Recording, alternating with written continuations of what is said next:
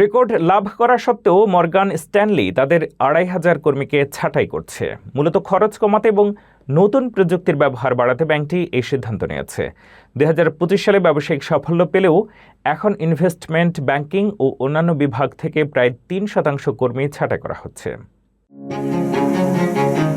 ওয়াল স্ট্রিটের অন্যতম giant Morgan Stanley তাদের বৈশ্বিক কর্মী বাহিনীর প্রায় ৩% বা ২৫০০ জন কর্মীকে ছাঁটাই করার ঘোষণা দিয়েছে।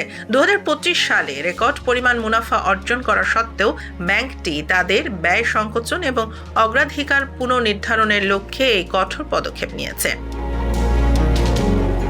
টেড পিকের নেতৃত্বাধীন এই ব্যাংকটির ইনভেস্টমেন্ট ব্যাংকিং, ট্রেডিং এবং ওয়েলথ ম্যানেজমেন্ট বিভাগগুলোতে এই ছাঁটাইয়ের প্রভাব পড়েছে। গত সপ্তাহ থেকে শুরু হওয়া এই প্রক্রিয়ায় যুক্তরাষ্ট্র সহ আন্তর্জাতিক অফিসগুলোর কর্মীরাও ক্ষতিগ্রস্ত হচ্ছেন। আশ্চর্যের বিষয় হলো মর্গান স্ট্যানলি গত বছর রেকর্ড রাজস্ব আয় করেছে।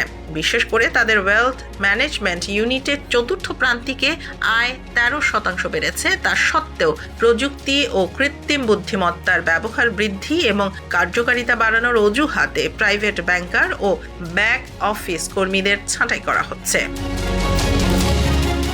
মর্গান স্ট্যানলি একা নয়, গোল্ডম্যান স্যাক্স এবং জেপি মর্গান চেসের মতো ওয়াল স্ট্রিট প্রতিদ্বন্দ্বীরাও সম্প্রতি একই ধরনের কর্মী ছাঁটাইয়ের পথে হেঁটেছে।